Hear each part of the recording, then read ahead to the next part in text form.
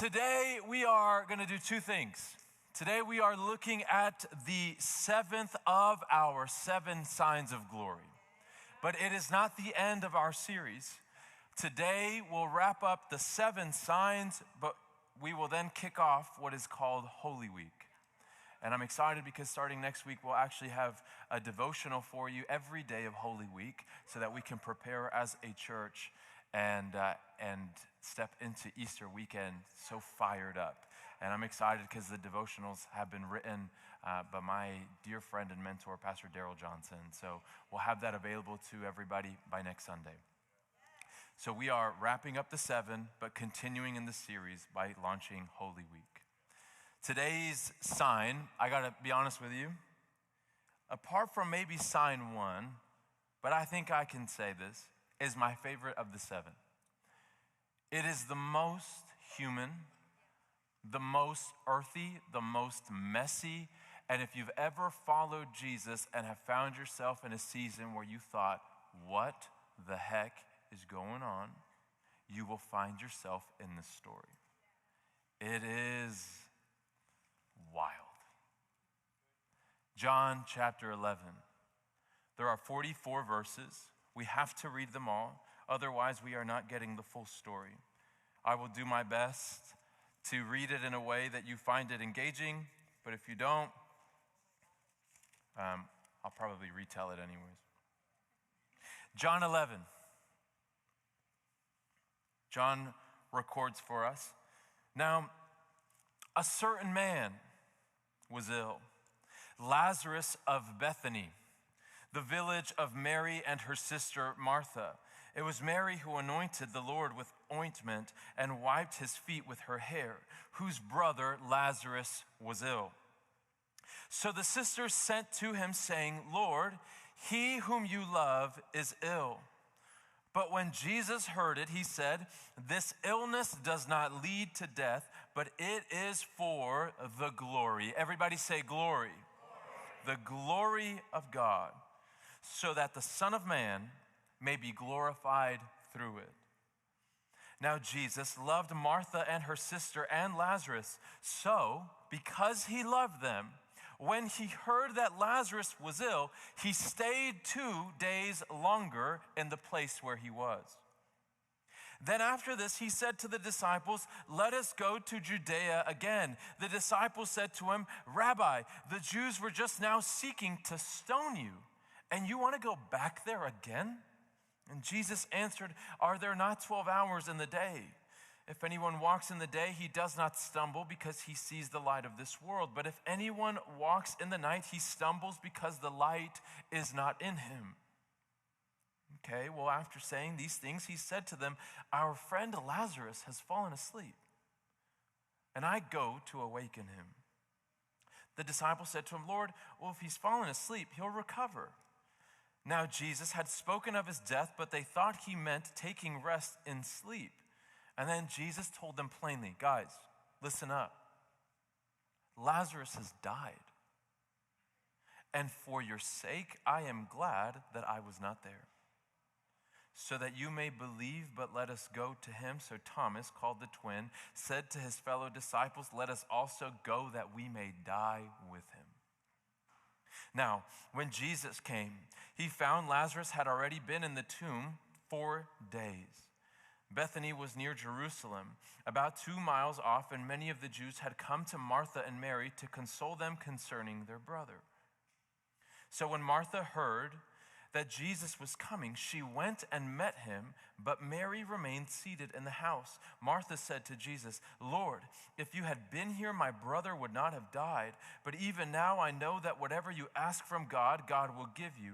Jesus said to her, your brother will rise again. Martha said, I know that he will rise again in the resurrection on the last day. And Jesus said to her, I am the resurrection and the life. Whoever believes in me, though he die, yet shall he live. And everyone who lives and believes in me shall never die. Do you believe this? It's a question for us today. Do you believe this? She said to him, yes, Lord, I believe that you are the Christ, the Son of God, who is coming into the world. And when she had said this, she went and called her sister Mary, saying in private, "The teacher is here, and he's calling for you." And when she heard it, she rose quickly and went to him. Now Jesus had not yet come into the village, but was still in the place where Martha had met him. And when the Jews who were there in the house with her, consoling her, saw Mary rise up quickly and go out, they followed her, supposing that she was going to the tomb to weep there. And when Mary came to where Jesus was, she saw him and she fell at his feet. And saying to him, "Lord, if you had been here, my brother would not have died."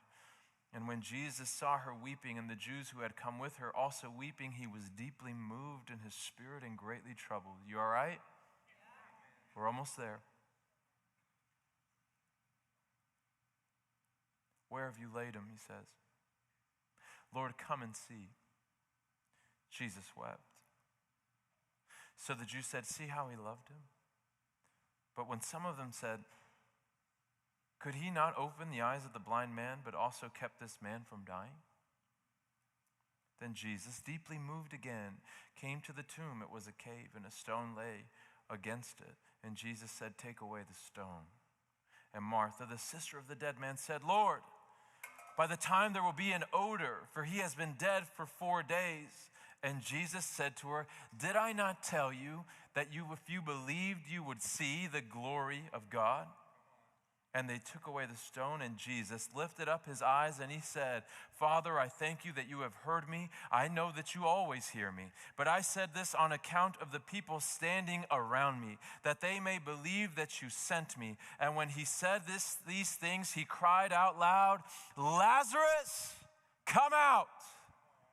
And the man who had died came out, his hands and feet bound with linen strips, his face wrapped with a cloth. And Jesus said to them, "Unbind him and let him go." In Jesus' name, everybody said, Amen. I was an adult the first time I saw my father cry. To be honest with you, I never thought I'd ever see the day. My father he's a good man. I can say that now. It's complicated, as it is with most dads. But he's a good man. And in a lot of ways, this guy, he seems to defy all kinds of logic. For example, he turned 70 this year. The man still has a head full of black hair, not a single gray on his head. How? I don't know. I hope it's genetic. Probably not, but I can pray. He's got very strong opinions. He doesn't really deviate from them.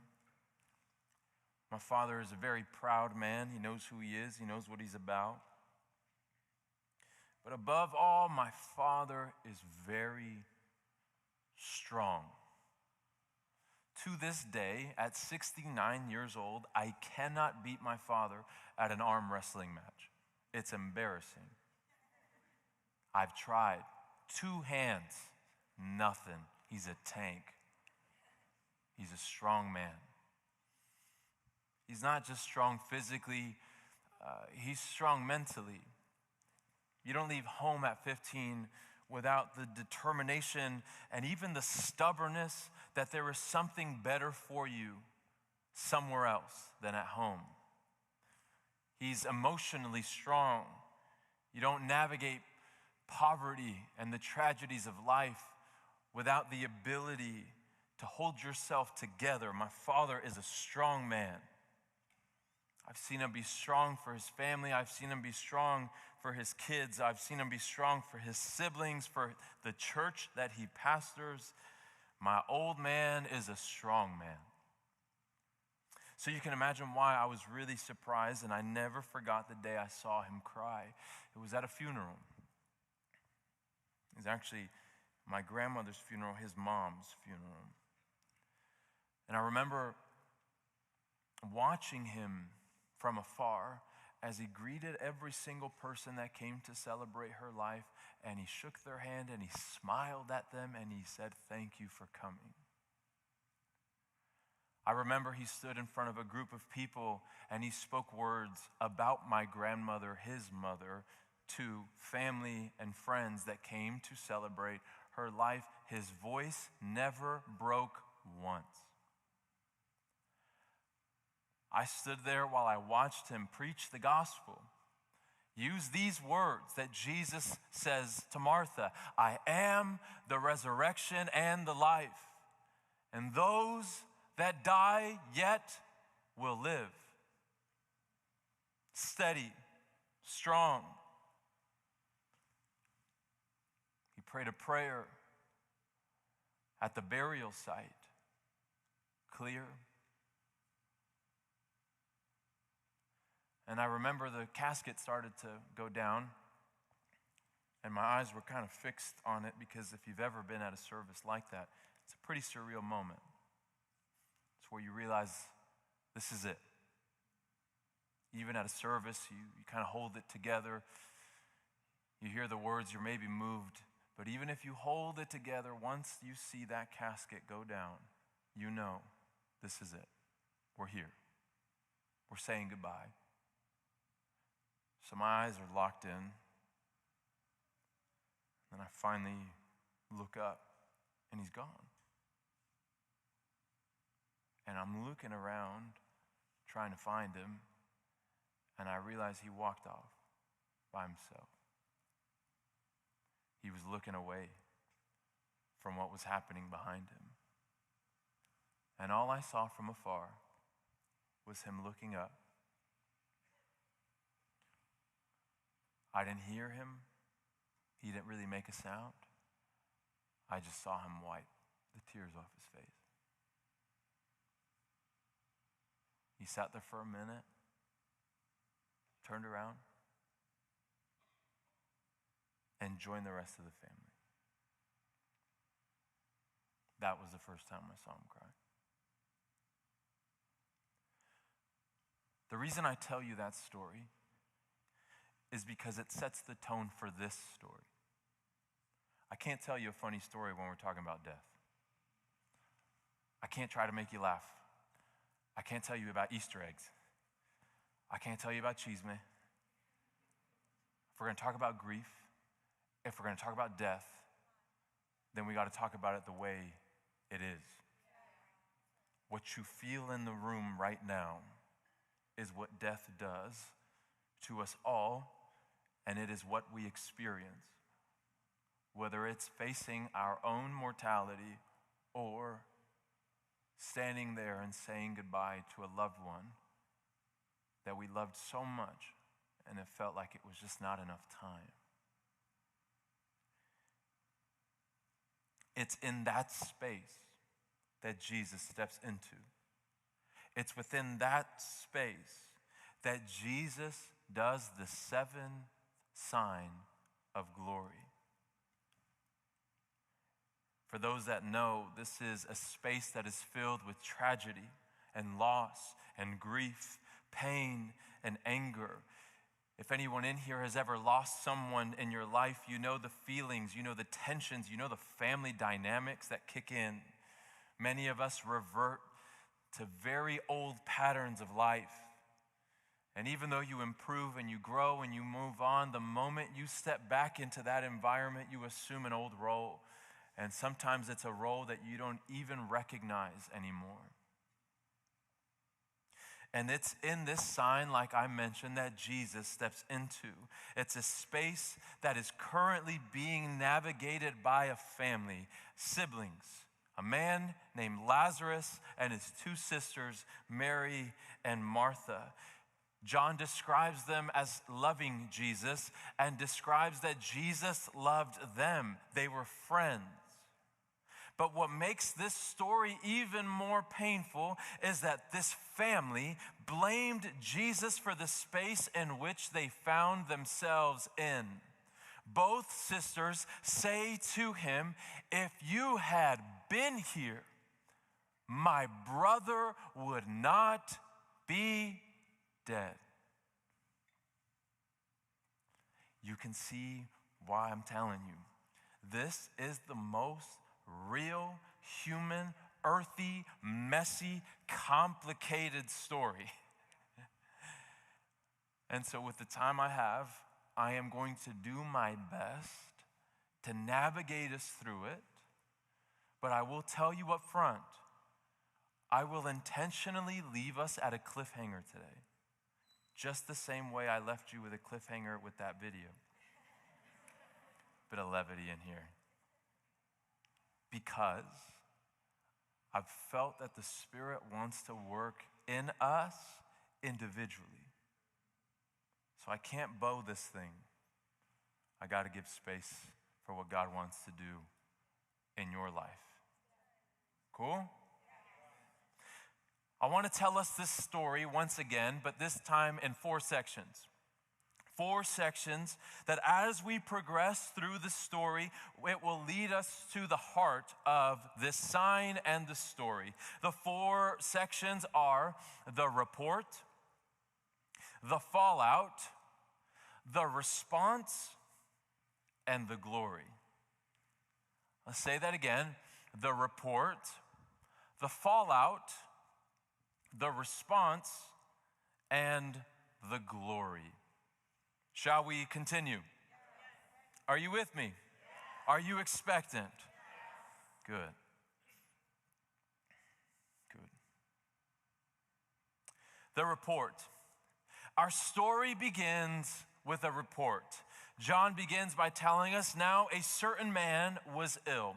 His name is Lazarus of Bethany. His name isn't fully Lazarus of Bethany. His name is Lazarus, but he's from Bethany. And that is the way in which the Bible tells us where he's from.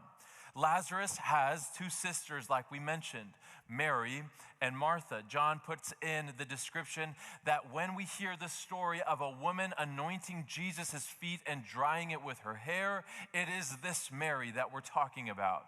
The reason why he wants to clarify that is because there are a couple Marys in the New Testament, but specifically that is such an important story that many people would have heard. He wants us to know whose family we're talking about. But it turns out that her brother, Mary and Martha's brother, Lazarus, has gotten sick. He's ill. And it had gotten to the point where they couldn't manage his sickness anymore. They started to grow in their concern about his well-being. And it seems like at some point matters took a turn for the worse. It had gotten to the point in which there was no hope, and it looked like Lazarus was heading towards his death. The doctors could no longer help him. The local aid in the area was no longer helpful. And so the 2 sisters look at each other and they know there is only one person that is able to turn this thing around. There is only one person that is able to miraculously bring Lazarus back to his full well-being and health. Jesus. We got to send word to Jesus. They get a messenger. We don't know who it is, but they send a message that is very simple, but it is very urgent. Lord, he whom you love is ill. 2 things with that. He whom you love. This means there is a mutual relationship already. They know where they stand with Jesus. That would be like me going to Luke and going, Luke, I know you love me. That is confidence right there. Oh, it's all good. They will take my call. Tell them Sam Lopez is calling. That's the confidence they have. He whom you love is ill. But notice, secondly, there's no request. They don't say, he whom you love is ill, so please come. To lift the confidence that they have, they know that the moment Jesus hears the condition of Lazarus, Jesus will start moving. So they don't have to ask. They know where they stand. So certain are these siblings that they know that at only mentioning Lazarus' condition, Jesus will go, let's go. It's the way St. Augustine writes as he puts this passage, as if to say, it is enough that you know. For you are not one that loves and then abandons. So confident are they in Jesus' character, they just say to him, just tell him what's going on. Lord, he whom you love is ill, and now we wait. How does Jesus respond? He says, this illness will not lead to death. What does he mean by that? Well, it cannot mean that Lazarus will not die. Because at this point, by the time the messengers would have come to Jesus with the report, Lazarus was already dead. That's the crazy part about this. So even as the report was coming in, it was already too late. So it can't mean that Jesus is saying Lazarus won't die. No, he's actually already been buried. It was a custom at that time that the day that someone dies was the day of their burial. The moment they die, they started making arrangements on that same day. So Lazarus is not only already dead, he's most likely already being moved to a tomb. He says, this sick does not lead to death. What does he mean? We're going to go to this next section in verse 4. It is for the glory of God that the Son of God may be glorified through it. In these words, Jesus is saying that death will not get the last word. The glory of God will get the last word. The luminous weightiness essence of God will be revealed through this. Now, this does not mean that God made Lazarus get sick and let him die just so that he could be glorified. That's not what's happening. What he is saying is that Jesus, being who he is, can turn this tragedy into an opportunity for the glory of God to be revealed. That is one of the great characteristics of God, not to send tragedy, but to rewrite it in such a way that even in the most devastating circumstances, he uses it as an opportunity to show us who he is. But to add salt to the wound, you would think that after Jesus gives these reassuring words, hey guys, I know you've brought the report. I know he's already dead and you're moving his body to the tomb. Don't worry, this won't end in death. This will be for the glory of God. You would think his next words are, so let's go find Lazarus. Instead, he says, nah, I'm good. And they stay put. And to add to it even more, John says, now Jesus loved Martha and her sister and Lazarus so. In the Greek, it's there. It's not just translated in the English. This means that it is intentional. That little tiny word so, the connecting between two thoughts, is intentional. Because Jesus loved Mary, Martha, Lazarus, so he stayed put 2 more days. I mean this with like all reverence, and I'm like, God, why are you so annoying sometimes? Because I love you, I'm going to stay, Lazarus. Not only does this confuse the family, and I'm sure not just confuse, irritate. Could you imagine sending a word to Jesus, him receiving it, and staying put? It also confuses the disciples. And Jesus says to them, guys, Lazarus has died, and for your sake, I am glad I am not there. You can see how John just keeps stacking it, one thing over another. Not only do you come with this message late, not only do you tell me that you love me, because you love me, you're going to stay put. You hear it. You tell me this won't end in death. You do nothing about it. You're slow. And in fact, you actually stay put. You do nothing, all because you love me. And Jesus says to them, I'm glad I'm not there for your sake.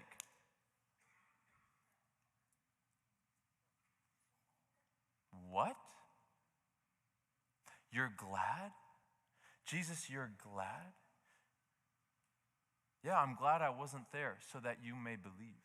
Believe? You did all of this so that I might believe? Jesus, how do we tell you, all of us in this room in unity, no doubt, believing is not worth this? right? Oh, you're doing this so you test my faith. Not worth it. Not worth it. No. There's got to be a better way, right? There's got to be a fast track lane. What's the Disney lane? Fast pass, I'll pay the $20, Lord. I don't care. Just scan the code. Let's go. Get me in the fast pass lane. There's got to be something better, surely, so that we might believe. But it's in these moments where we actually realize what we really value. We start to see what is of the utmost priority to us. See, for Jesus, believing is not just believing. You got to remember the whole point of these 7 signs. John tells us at the end of the gospel, these 7 signs are so that we might believe, and that by believing we would have life in his name. This is saying that John is telling us that when we believe, we are experiencing a life that is far greater than anything in this world. That it is only by believing that we experience the life that we were designed for. It is only through believing that we experience a deep love our hearts long for. It is only through believing that we experience a joy that we spend our lives and so much money and time trying to pursue. There is a life that is a life beyond just living.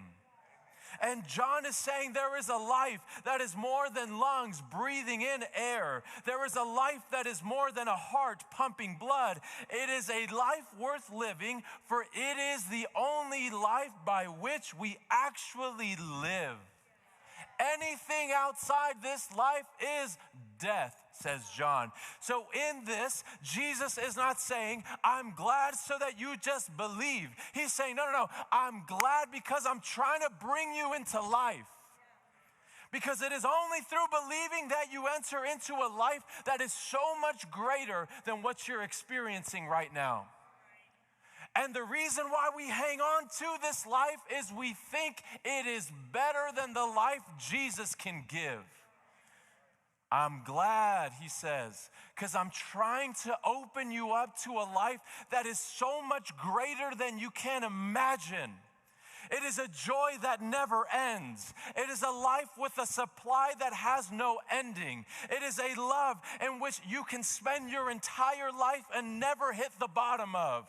Paul says, I wish that you could fathom the width and the height and the depth of the love of Christ for you. By believing you enter into life, Jesus is saying, I am glad because through this I'm pulling you into more life.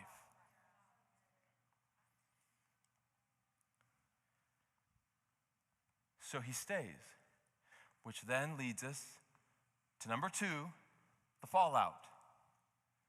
The fallout. Because then we go, that's nice. You still left me here to figure this out, though. Fallout. Jesus stays 2 days, and it causes some fallout. There's no way that he couldn't. By the time Jesus arrives, Lazarus has been in the tomb for 4 days. That is significant. 4 days is significant. As many of you know from having heard messages on this passage before, it was believed that the soul would hover around the body for the first 3 days. And that by the 4th day, I'm sorry if this is a little too intense, but because the body would have decomposed in such a way, the spirit or the soul would not recognize the body, and therefore that was the end. So, why is John telling us this detail? Is because up to day 1, 2, 3, there was still some hope. So what John is trying to tell us is he's not giving us a lesson about the soul and the body. He is telling us Jesus arrived when all hope had run out. He showed up where there was no more hope. There was no preacher saying God makes a way where there is no way, and God does this and God does that. No. The casket had gone down. That's where we are. We've all said our goodbyes. That's where we find ourselves. And the word gets to Martha. Jesus is on his way. So she runs out.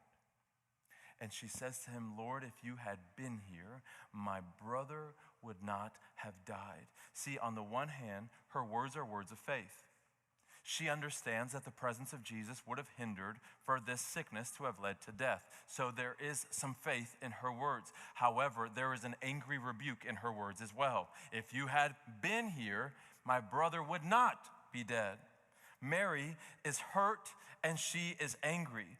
She knows how long it took for her message to get to the other Bethany that Jesus was at one day. She knows how long it would have taken for Jesus to make his way to them another day. That is still within the hope-filled period. You waited until there was no more hope. Why did you show up so late? Why didn't you do anything? We start to see the fallout of the way that Jesus operates in this family's life. Hope had died. We can flip her words to hear what she's truly saying. Jesus, my brother is dead because you weren't here. Let that punch. This is the space that Jesus enters into. It is a space that seems to have been created by his absence, his pace, and his delay. This is your fault. Because if you were here, when I sent you a message, we would have been okay. You told me to reach out to you, right? Isn't that what prayer is? I didn't ask you. You asked me. You said to me, reach out to me whenever you need me. And when I do, you don't come through, and then you sit and you wait. You drag your feet because you love me. I'm so angry just thinking about it. Oh, because it's so real, right? It's so real. Like the audacity of Jesus to show up now. Bro, I needed you 4 days ago, not right now. Now I'm burying somebody. Why didn't you hurry? And then Martha calls her sister Mary. Mary comes out, and the moment she sees Jesus, she falls at his feet. And it says that she weeps, except the word that she uses for weeping, that John uses for weeping, is wailing. She starts wailing. A deep, agonizing cry. You can barely make out what she's saying because you can't understand her through her weeping. See, the Bible describes another woman doing this. In 1 Samuel, there's a woman named Hannah who comes to the temple of God because she's praying for a son. So hysterical is she in her weeping that Eli, the priest, believes she's drunk. That says to us, there is a form of grief that makes you look like you're off your mind. That is what this woman is experiencing. And that is why I can't make the joke up front. You got to respect it. And she says, if you had been here, my brother would not have died. Martha says, although I know that even now God will do anything through you, whatever you ask, he will do. Mary does not say that. You got one sister who adds a little faith at the end. And you got the other one who goes, no. If you'd been here, he would not be dead. And isn't that the truth? Two people can be experiencing the same situation and have two very different responses. Amen. Two siblings can go through the same household and come out very differently. And Jesus does not rebuke Mary and commend Martha. You got a little faith in you. I'm so proud of you. Believing. No, he gives both of them a space.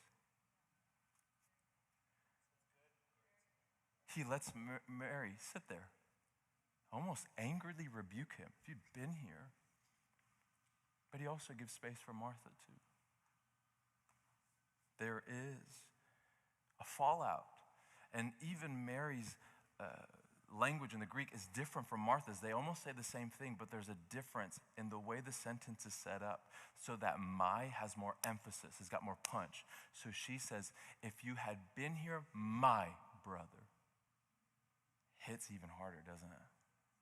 My brother. She's protective. She's a sister that loves her brother. My brother.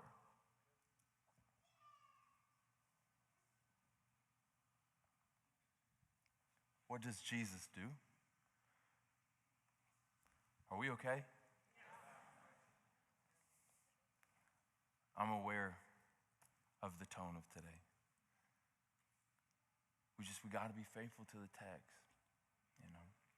The text determines what we say. So, there's the response. This is number 3. I promise this ends on a good note. Spoiler. But how often do we want to get to like the resolve? And so much of life is this space. Many of you right now, you're living in this right here. Some of you are Martha with a little bit of faith left, and some of you are Mary going, my brother. The response. John tells us that when Jesus saw Mary and the others wailing, Jesus is greatly disturbed. I want to actually read the verse. It says, when Jesus saw her weeping and the Jews who had come with her also weeping, he was deeply moved in his spirit and greatly troubled. Okay, greatly moved in his spirit and greatly troubled. Again, we don't have time to get into it, and there's so much in this passage, but you know how they're like, it's not even words, greatly moved in distress. Like, they're not direct translations. If you are a Spanish speaker and someone's asked you to translate something, you're like, there's really no word for it. And then you try to like convey the idea. Is that right? Or if you speak another language, someone goes, what is that? And you're like, well, there's no real word for that. Here's like, it's something like this.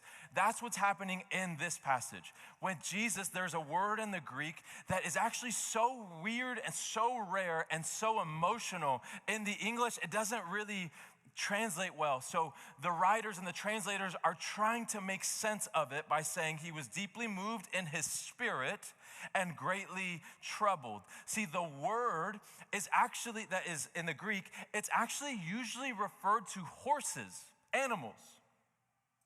And it's when a horse gets agitated, they rear up on their front legs, they snort.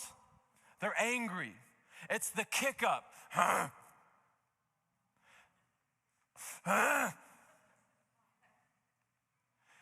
how do you convey that? A powerful animal sits there and in his anger kicks his legs up. The words convey an inarticulate anger.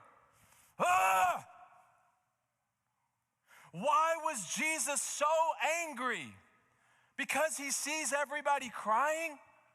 It says that Jesus sees everybody weeping. He hears Mary. He hears Martha. He knows Lazarus is in a tomb. His dear friends who he loved. There's a crowd of people mourning, and he's deeply agitated.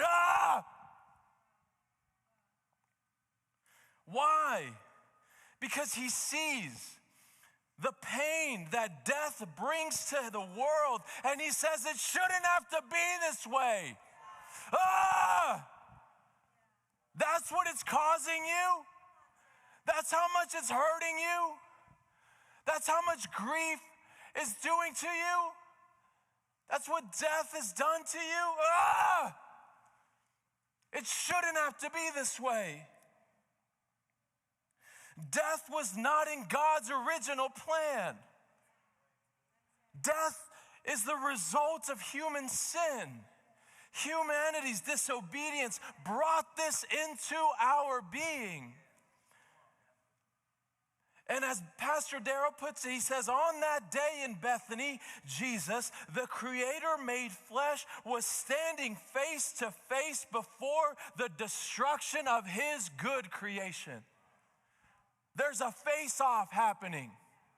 The good Creator who created humanity, who created us in his image, who created the universe, the stars, the skies, and everything we see, stood face to face with death and saw the destruction that it caused, and he's angry. It shouldn't have to be this way. Deeply moved. Death is an intrusion into his original plan. And that is why it is okay for us to feel angry about death too. It's okay if you're angry. It shouldn't have to be this way. And to articulate it maybe more accurately, Jesus would probably say, it wasn't supposed to be this way.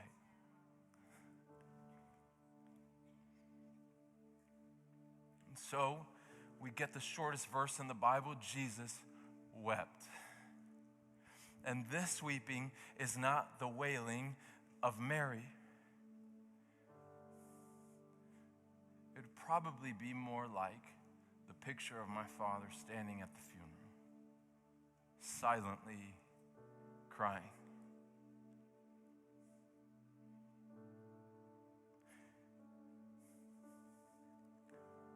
Tears running down his face.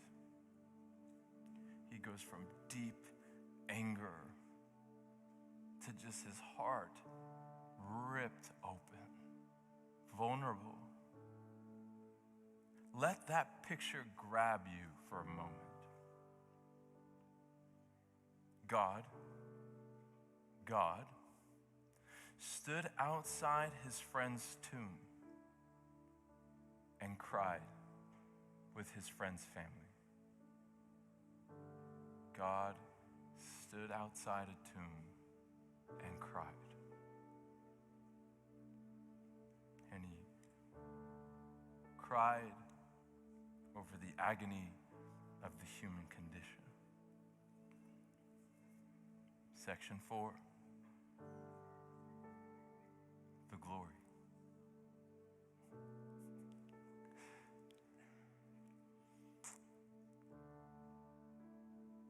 Do you feel the presence of God? No.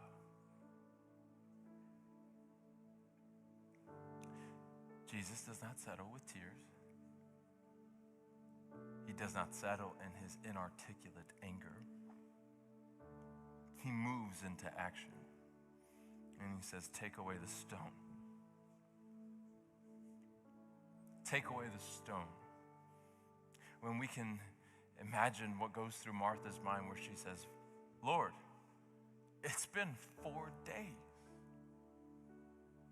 There's an odor. And he says to her, did I not tell you that if you believed into me, even with your doubt, even with your anger, even in your grief, didn't I tell you that if you leaned into me, even with disappointment, even in confusion, you would see the glory of God? What is glory? You would see who I am. All I need is from you is to lean a little bit, and I will show you who I am. When did Martha ever get a word about glory? I don't see that in the text. It's believed that the messenger that she sent to Jesus brought a message back from Jesus. Jesus says this will not end in death, but for the glory of God. So the messenger came back with a word. But the word that she got was very different from the reality she was living. And then he goes, didn't I already speak to you about this? You thought your circumstance voided my word? You thought what you were living through now canceled out what I said to you 2 weeks ago? You thought what I said to you 2 years ago, and because you haven't, didn't I tell you already? But it doesn't, but hope is gone. You know, whenever Jesus is present, hope is never gone. Didn't I tell you? Move the stone. And Jesus says, Lazarus, come out. And a dead man, a dead man, a dead man not a sick man, a dead man. A dead man heard. A dead man heard. Think about it from Lazarus' point of view. Lazarus dies in disappointment. Lazarus dies waiting. Jesus is coming. Mary and Martha say to him, hang tight. Jesus is coming, Lazarus. Jesus is coming. Jesus is coming. And he's going to fix you right up. You know he will. He loves you. He loves you. He told you himself. You hang in there. You hang in there. You hang in there. And Lazarus dies waiting, and Jesus doesn't come through. Lazarus dies disappointed. And then dead Lazarus hears his name called. The first thing Lazarus hears is his best friend calling his name. Lazarus. And a dead man heard. Not because dead people can hear, but because the word of the word is life. And the dead man heard. In John chapter 5, which is a verse that I've been sitting on all of 2025, is the time is coming and now is where the dead will hear the voice of the Son of Man, and those who hear it will live. So good. Oh man, we gotta wrap this up. Why don't you stand to your feet? He spoke, and it came to being.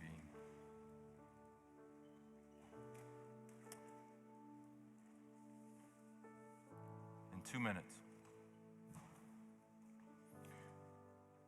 Who and what is Lazarus in our life? Because we got to define that. And to just help us out, number one, the who and what of that is Lazarus in our life. Number one is Lazarus. This is not just a poetic story. This is not a parable. This is a real story that happened, and John is recording to us a real story. This is a historical story. So first and foremost, we have to understand and acknowledge this is a true story that happened, and that is the fact. There is a Lazarus. Lazarus was dead. Jesus extended his life, but Lazarus is once again now in glory. Number two, we are Lazarus, dead in our sins, and have all, for those of us that are in Jesus, have heard him call us by name. You were laying in your grave, and the moment he called your name, Frank, your eyes opened, and he said, come out of here. And you came walking out of that grave. That's why we sing, I'm dancing on the grave that I once.